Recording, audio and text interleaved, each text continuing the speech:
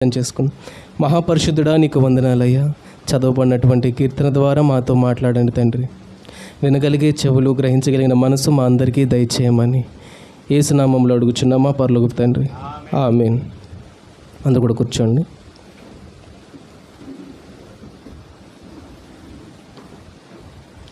పదకొండవ వచనంలో ఒక మాట ఉంది కదా, నేను యథార్థవంతుడనై నడుచుకొనుచున్నాను, నన్ను విమోచింపుము, నన్ను కరుణింపుము. దేవుడి యొక్క విమోచన, దేవుడి యొక్క కరుణ మనకి చాలా అవసరం. విమోచన అంటే తెలుగులో ఇంకా బాగా అర్థం అవ్వాలంటే విడిపించబడటం. విడిపించబడటాన్ని విమోచన అంటాం. కష్టాల నుంచి విడిపించబడటమైనా, లేకపోతే రోగాల నుంచి విడిపించబడటమైనా, ఏదైనా సరే దాన్ని విమోచన అంటాం.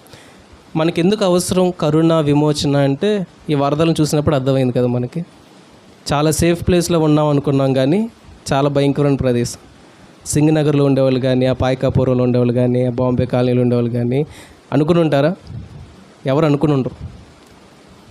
ఒక చర్చికి బయలుదేరదామని మా సార్ గారు 6:30కో ఎప్పుడు రోడ్డు మీదకి వచ్చి షాప్లో కొనుక్కొని ఇంటికి వెళ్ళి స్నానం చేసి బయటకు వచ్చి వస్తే మోకాళ్ళ లోతు నీళ్ళు వస్తున్నాయంట. ఈలోపు ఎవరికో ఫోన్ చేసి అది కొంచెం హెల్ప్కి రండి, నేను చర్చికి వస్తాను అని చెప్పేలోపు ఇంట్లోకి నీళ్ళు వచ్చినాయి అంట. అంటే చాలా భయంకరమైన ప్రదేశం, ఎవరు ఊహించలేదు కదా. అంత భయంకరమైన ప్రదేశంలో జీవిస్తున్నాం. మీరు చాలా సంఘటనలు వినే ఉంటారు. కొన్ని సంఘటనలు చాలా భయంకరంగా అనిపించినాయి. ఒక ఇంటి మీదంట ఓ పాస్టర్ గారు, వాళ్ళ కుమారుడు, వాళ్ళ ఆవిడ పైన చిక్కుకుపోతే వాళ్ళ కుమారుడు అడిగాడంట, డాడీ నాకు మంచిళ్ళు అవుతున్నాయి అని. ఆ పాస్టర్ గారంట మంచిని తీసుకురావటం కోసం కింద దిగారంట, అపార్ట్మెంట్ కిందకి దిగి కొంచెం ముందుకెళ్ళారు. గంటైనా రాలా, ఒక పూటైనా రాలా. చాలా భయపడ్డాడు పైన కుమారుడు, వాళ్ళ తల్లి చాలా భయపడుతున్నారు, ఏది ఇంకా రావట్లేదు ఏంటి పాస్టర్ గారు అని. ఒక రోజంతా రాలా. నెక్స్ట్ రోజు శవమైతే వెళ్ళాడంట నీళ్ళ మీద, వర్షం తగ్గి. అంత భయంకరంగా ఉన్నాయి రోజులు, చాలా దారుణంగా ఉన్నాయి. కొన్ని సంఘటనలు వింటున్నప్పుడు చాలా షాక్ గురవుతున్నాం. ఏంటి ఇంత భయంకరంగా ఉంటుందా వరదలు వస్తాయని. ఒక తండ్రి అయితే తన 2 పిల్లల్ని భుజం మీద ఎక్కించుకుని నీళ్ళలో వెళ్తూ ఉన్నాడంట, ఎలాగైనా రక్షించబడాలి అని చెప్పి. ఇంటి నుంచి కొంచెం ముందుకెళ్ళేసరికి మోకాళ్ళ లోతు నీళ్ళు వచ్చినాయంట. ఇంకొంచెం ముందుకెళ్తే నడుము లోతు వచ్చింది. ఇంకొంచెం ముందుకు రాగానే మెడకాయ మునిగిపోయింది. ఇంకొంచెం ముందుకు అలా ముందుకెళ్ళగానే కళ్ళు తప్ప ఇంకేం కనిపించట్లేదు అతనికి. ఇంకాస్త ముందుకెళ్ళేసరికి వరద పెరిగిపోయింది. ఆయన అలాగే ఏలాడుతూ ఉన్నాడు నీళ్ళల్లో. పైకి పిల్లలు ఉన్నారు, నీళ్ళల్లో అతను ఉన్నాడు. ఒక బోట్ వాళ్ళు వచ్చి ఆ పిల్లలిద్దరిని పైకి లాగుతుంటే రాట్ల, చేతులు బిగుసుకుపోయినాయి. వాళ్ళ నాన్నగారు భూమిలో అలాగే చచ్చిపోయి ఉన్నారు ఆ నీళ్ళల్లో. చనిపోయినా కానీ పిల్లల్ని వదిలిపెట్టలేదు, అది ఎలాగైనా రక్షించాలని చెప్పి. ఇలా ఎన్నో, మీరు ఇంకా ఎన్నో ఉంటారు, టీవీలో న్యూస్లో చాలా వస్తూ ఉన్నాయి. ఇంత భయంకరమైన ప్రదేశంలో ఉన్నప్పుడు దేవుడి కరుణ మనకి ఎంత అవసరం కదా. మనందరం నిజంగా బతుకున్నామంటే దేవుడి కృపే. ఏయో కొన్ని లెక్కలు చెప్తున్నారు, అధికారంగా 50 మంది చచ్చిపోయారు, 60 మంది చచ్చిపోయారని. ఇంకా ఎంతో మంది చనిపోయారు. అలా ఇలాంటి చిన్న చిన్న వరదలు వస్తేనే చనిపోతున్నాం కదా. దేవుడి ఉగ్రత ఇంకా పెరిగితే ఇంకెంత దారుణంగా ఉంటుంది కదా. ఈ ప్రకాశం బ్యారేజీ కొట్టుకుపోతే ఏమైపోతుంది, మొత్తం అందరూ ఇంకా నీళ్ళలో బతకాల్సిందే, పడవల మీద బతకాల్సిందే.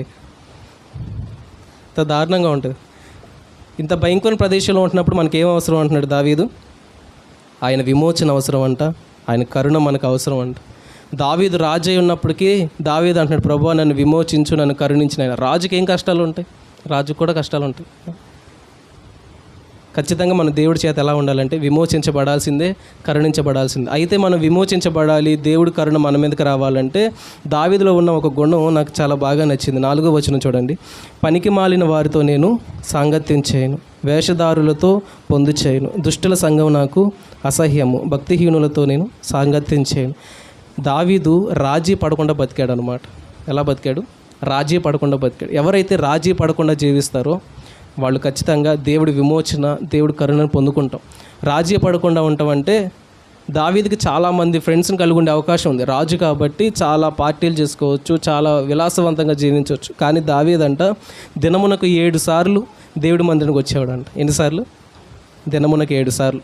మనం వారానికి ఎన్నిసార్లు వస్తాం? 3 సార్లు కదా. బుధవారం, శనివారం, ఆదివారం. నెలకి ఎన్నిసార్లు అవుద్ది? 12 సార్లు. అదే వారానికి దావీదు ఎన్నిసార్లు వెళ్తున్నాడు? 7 ఏళ్ళు. చెప్పుడండి, 49 సార్లు కదా. 1 తక్కువ 50 సార్లు. అదే నెలకైతే 250 255 సార్లు. నెలకి 255 సార్లు వస్తున్నాడు దేవుడి మందిరానికి దావీదు. మనం 12 సార్లు వస్తుంటే దావీదు 255 సార్లు వస్తున్నాడు. ఒకవేళ 70 సంవత్సరాలు లెక్కేసుకుంటే 1,80,000 అవుతుంది అది. దేవుడి మందిరం అంటే దావీదు ఎంత ఆసక్తో కదా. చాలా విలాసవంతంగా జీవించాల్సిన దావీదు అలా జీవించకుండా రాజీ పడకుండా బతుకుతున్నాడు అన్నమాట. తన స్నేహితులు కలిగి ఉండే అవకాశం ఉంది, విలాసవంతంగా జీవించే అవకాశం ఉంది, కానీ పనికి మారిన వారితో సాంగత్యం చేయట్లేదంట, వేషధారులతో పొందు చేయట్లేదంట, దుష్టుల సంఘం నాకు అసహ్యం అంటున్నాడు, భక్తిహీనులతో సాంగత్యం చేయడంట. నోవాహును కూడా దేవుడు ఆ జలప్రలయంలో కాపాడాడు కదా. ఈ రోజు వరదలు ఎట్లా వచ్చినాయో ఆ రోజు నోవాహు మీదకి జలప్రలయం అలా వచ్చింది. మొత్తం భూమి మీద అందరూ మునిగిపోతూ ఉంటే నోవాహు అంట ఆ తరంలో నిందారహితుడిగా జీవించాడంట. ఇది ఎవరిచ్చిన సాక్ష్యం? దేవుడిచ్చిన సాక్ష్యం కదా. దేవుడే అంటున్నాడు, ఈ తరము వారిలో నిందారహితుడిగా నీవే జీవించావు కాబట్టి నేను ఈ జలప్రలయంలో రక్షిస్తాను అంటున్నాడు నోవాహు. అంత గొప్ప విషయం కదా. నోవాహుకి బైబిల్ ఎక్కడి నుంచి వచ్చింది? ఆ కాలంలో బైబిల్ లేదుగా, ధర్మశాస్త్రం కూడా రాల. ధర్మశాస్త్రం రాసింది మోషే కదా.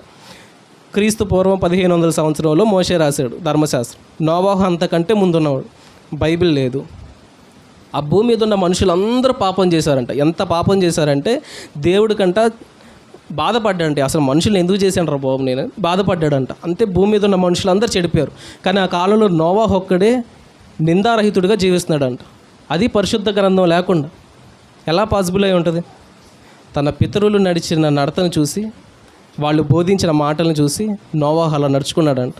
అలా నిందారహితుడిగా జీవిస్తుంటే దేవుడే పలుకుతున్నాడు వచ్చి, నోవాహు ఈ తరము వారు నువ్వు ఒక్కడివే నిందారహితుడిగా జీవిస్తున్నావు కాబట్టి, రాజీ పడకుండా జీవిస్తున్నావు కాబట్టి నువ్వు నీ కుటుంబాన్ని నేను రక్షిస్తున్నాను అంటున్నాడు నోవాహుతో దేవుడు. ఈరోజు ప్రకాశం బ్యారేజ్ కొట్టుకుపోవచ్చు, బొడమేర కాలువలు కొట్టుకుపోవచ్చు, ఏవి కొట్టుకుపోయినా సరే మనమైతే సజీవులుగా జీవించాలి అంటే, మనం రక్షించబడాలి అంటే, ఒకవేళ మనం మంచోళ్ళము గొప్పోళ్ళము కాబట్టి బతుకున్నామని కాదు, కానీ దేవుడు మన కృపని ఇచ్చాడు. ఇప్పటికైనా అవకాశాన్ని వాడుకొని మనం అలా జీవిస్తే కనుక భూమంతా నాశనం అయిపోయినా మనం జీవిస్తాం. నోవాహు ఒక్కడే ఎందుకు జీవించాడు అంటే, నోవాహు ఒక్కడే నిందారహితుడిగా జీవించాడు. నోవాహు ఒక్కడే రాజీ పడకుండా జీవించాడు. ఇంకా రాజీ పడకుండా జీవించిన బైబిల్లో ఉన్నారు. దానియేలు కూడా 17 సంవత్సరాలప్పుడు నెబుకద్నెజర్ రాజు ఆ దేశానికి యుద్ధానికి వచ్చి దానియేలుని అతనితో పాటు 10,000 మందిని తీసుకుని ఎక్కడికి వెళ్ళిపోయాడు? బబులోని వెళ్ళిపోయాడు. బబులోని వెళ్ళిపోయిన తర్వాత దానియేలుకి ఎంతమంది ఫ్రెండ్స్ ఉండాలి? యాక్చువల్గా 10,000 మంది ఉండాలి కదా. దానియేలుతో పాటు 10,000 మందిని తీసుకెళ్ళిపోయినప్పుడు వాళ్ళందరూ దానియేలుతో పాటే ఉన్నారు కాబట్టి వాళ్ళందరూ దానియేలు ఫ్రెండ్స్ అవ్వాలి. కానీ దానియేలు ముగ్గురిని తప్ప ఎవరితోనూ స్నేహం చేయాల. ఆ ముగ్గురు ఎవరు? షడ్రక్, మెషకు, అబేద్నెగో. వాళ్ళ యాక్చువల్ పేర్లు ఏంటి? హనన్య, అజర్యా, మిషాయేల్. ఆ ముగ్గురిని మాత్రమే స్నేహితులుగా పెట్టుకుని మిగతా వాళ్ళతో ఎవరితో స్నేహం చేయాల. ఎందుకని? రాజీ పడకుండా బతుకుతున్నాడు అక్కడ దానియేలు. మిగిలిన 10,000 మందితో కనుక స్నేహం చేస్తే 10,000 మంది ఫ్రెండ్స్ అవరా? పెద్ద సర్కిల్ అవదా? అవుద్ది. కానీ దానియేలు రాజీ పడకుండా జీవిస్తున్నాడు అక్కడ. దానియేలుకు వచ్చిన మొదటి పరీక్ష ఏంటో తెలుసా? ఆహారం దగ్గర కదా. విగ్రహాలకు అర్పించినటువంటి ఆహారాన్ని దానియేలు తినాలి, ఆ ద్రాక్ష రసం తాగాలి, మద్యం తాగాలి. కానీ దానియేలు నాకు వద్దనేసాడు, రాజీ పడల. మిగిలిన 10,000 మంది లొంగిపోయారు, కానీ దానియేలు అతని ముగ్గురు స్నేహితులు మాత్రం లొంగిపోలే, రాజీ పడకుండా జీవించారు. అందుకే దానియేలు ఆ ముగ్గురితో స్నేహం చేశాడు. దానియేలుతో పాటు ఆ ముగ్గురు కూడా వాటిలో వద్దన్నారు. అందుకే దానియేలు వారితోనే స్నేహం చేశాడు. దావీదు ఏ విధంగా అయితే పనికిమాలిన వాళ్ళతో, వేషధారులతో, దుష్టులతో సాంగత్యం చేయట్లేదు, దానియేలు కూడా అలాగే జీవించాడు. దానియేలు జీవితంలో గొప్ప సంఘటన ఏంటంటే 17 సంవత్సరాలప్పుడు బానిసలకు వెళ్ళిపోయాడు కదా. 90 సంవత్సరంలో హీరోయిజంగా మళ్ళీ వచ్చాడు బ్యాక్. దేవుడు చెప్పాడు కాబట్టి 70 సంవత్సరాలు కాదు, దేవుడికి ముందే తెలుసు దానియేలు ప్రార్థన చేస్తాడు, నేను వింటానని తెలిసే ముందుగానే చెప్పాడు ప్రవచనం, 70 సంవత్సరాల తర్వాత నేను ఏడిపిస్తానని. దానియేలు 17 సంవత్సరాలు అప్పుడు వెళ్ళిపోయాడు. 70 సంవత్సరాలు దేవుడితో పోరాడాడు, ప్రభువా మమ్మల్ని మళ్ళీ మా దేశాన్ని తీసుకెళ్ళినాయన అని. దేవుడు ఆ ప్రార్థన విని అతనికి 90 సంవత్సరాలు ఉన్నప్పుడు మరలా తీసుకుని వచ్చేసాడు స్వదేశానికి. దానియేలు విమోచించబడ్డాడు బానిసత్వం నుంచి. దేవుడి కనికరం వచ్చింది, ఎందుకంటే దానియేలు రాజీ పడకుండా జీవించు. ఇదే ఆహారం యొక్క పరీక్ష ఆదామవ్వ కూడా వచ్చింది కదా. దానియేలుకి ఎలా అయితే ఆహారం అనేది పరీక్షగా ఎదురైందో, మొదటి పరీక్ష ఆదామవ్వ కూడా అదే, ఓ చెట్టు పండు తినొద్దు అని. కానీ వాళ్ళు తినేశారు, రాజీ పడిపోయారు. అక్కడ రాజీ పడకుండా జీవించాలి, రాజీ పడిపోయారు సాతాను చెప్పిన మాటలకి. అందుకనే వాళ్ళ మీదకి ఏమొచ్చింది? శాపం, శిక్ష వచ్చింది. ఏసావు కూడా ఆహారం దగ్గర పరీక్ష కదా. యాకోబు మంచి కూర వండుతుంటే ఏసావు వచ్చి నాకు కూడా పెట్టరా తమ్ముడు అంటే ఊరికనే పెడతారా? నీ జ్యేష్ఠత్వం నాకు ఇచ్చే అని యాకోబు ఏమన్నాడు? ఏసావుని అడిగాడు. ఏసావు దాన్ని వదిలేశాడు, జ్యేష్ఠత్వాన్ని వదిలేశాడు, ఆహారం దగ్గర ఓడిపోయాడు. కానీ దానియేలు ఓడిపోవాలి ఆహారం దగ్గర కదా. రాజీ పడకుండా జీవించాడు దానియేలు.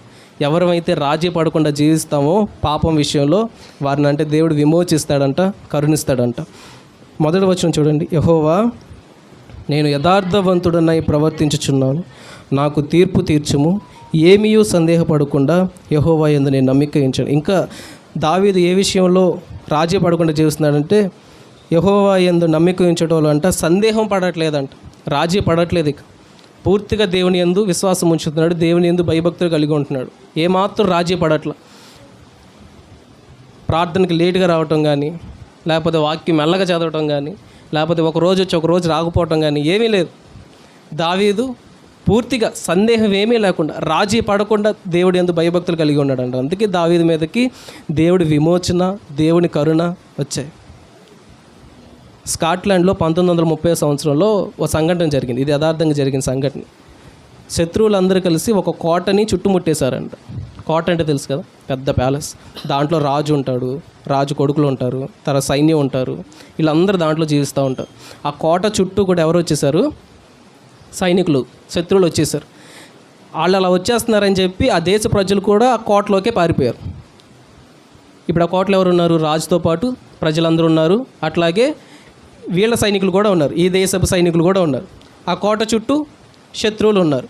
అయితే ఏం జరిగిందంటే ఆ శత్రువులు అడుగుతున్నారు సైన్యాధిపతితో, ఇదిగో సైన్యాధిపతి మమ్మల్ని లోపలికి ఎలా చేయి అంటే సైన్యాధిపతి ఒప్పుకోవట్లేదు. ఆ సైన్యాధిపతి చాలా గట్టోడు, చాలా యుద్ధశూరుడు అన్నమాట. లోపలికి ఎంట్రీ ఇవ్వట్ల, బాగా ఎదుర్కొంటున్నాడు. వాళ్ళు చివరికి ఏం చేశారంటే సైన్యాధిపతి కుమారుని బంధించేశారు. సైన్యాధిపతి కుమారుని ఎలా బంధించారు? కానీ బంధించేశారు. సైన్యాధిపతి ముందు నుంచోబెట్టి, ఇదిగో మమ్మల్ని లోపలికి ఎంట్రీ ఇవ్వు, లేకపోతే నీ కొడుకుని చంపేస్తాం. నీ కొడుకుని ఏం చేస్తాం? చంపేస్తాం. సైన్యాధిపతి ఏమన్నాడు తెలుసా? నా కొడుకుని చంపండి, చంపండి నా కొడుకు. ఎందుకంటే ఎంట్రీ ఇస్తే ఎంతమంది చచ్చిపోతారు? ప్రజలందరూ చచ్చిపోతారు కదా, ప్రజలందరూ చనిపోతారు కదా. అందుకని ఆ సైన్యాధిపతి ఏం చేశాడు తెలుసా? నా కొడుకుని చంపాడు. ఇదే చేశాడు దేవుడు కూడా. దేవుడు కూడా ఏం చేశాడు తెలుసా? తన కుమారుని మన కోసం భూమి మీద పంపించి ఈయన చంపేయండి రా, నా పిల్లలందరూ చచ్చిపోవడం నాకు ఇష్టం లేదు, ఇదిగోండి యేసుప్రభుని చంపేయండి. ఆయనకి ఇష్టమైన కుమారుడు అంట కదా. బాప్తిస్మం ఇచ్చేటప్పుడు దేవుడు అంటాడు, ఈయన నా ప్రియ కుమారుడు, ఈయన యందు నేను ఆనందించుచున్నాను. ఏ కుమారుని బట్టి అయితే దేవుడు ఆనందిస్తాడు ఆ కుమారుని మన కోసం ఇచ్చేసాడు. ఈయన చంపేసేయండి, ఈయనకంచి రోమిల్కి అప్పగించేశాడు దేవుడు. దేవుడు మన కోసం రాజీ పడలేనప్పుడు మనం ఎందుకు రాజీ పడాలి కదా? దేవుడు ఎందుకు భయభక్తులు కలిగి ఉంటాడు? మనం రాజీ పడతాం, తప్పే కదా. దేవుడు మన కొరకు రాజీ పడలా. అరే నా కొడుకు నాట చంపేస్తాండ్రా, మీలాంటి దుర్మార్గుల కోసం, రోజు టీవీలు చూసేవాళ్ళ కోసం, ఫోన్లో ఆడుకునేవాళ్ళ కోసం, గోల చేసేవాళ్ళ కోసం నా పిల్లని చంపేయాలి, నేను నా కుమారుని చంపేయాలా? రాజీ పడలేదు ఆయన. మన కొరకు ఆయన ఏం చేశాడు? ఆయన రాజీ పడకుండా తన కుమారుని మన కోసం ఇచ్చేసాడు ఆయన. ఈరోజు మనం కూడా దేవుని భయభక్తులు కలిగి ఉండటంలో ఏమాత్రం కూడా రాజీ పడకూడదు. కోరాహు కుమారులు రాజీ పడలేదు కదా. తన తండ్రి మోషేని ఎదిరిస్తున్నాడు, తన తండ్రి దేవుని ఎదిరిస్తున్నాడు, దేవుని ప్రజల్ని ఎదిరిస్తున్నాడు. కానీ కోరాహు కుమారుల వాళ్ళలో చేరల. మాకు నా తండ్రితో సంబంధం లేదని చెప్పి వాళ్ళు ఎవరి వైపు వచ్చేసారు?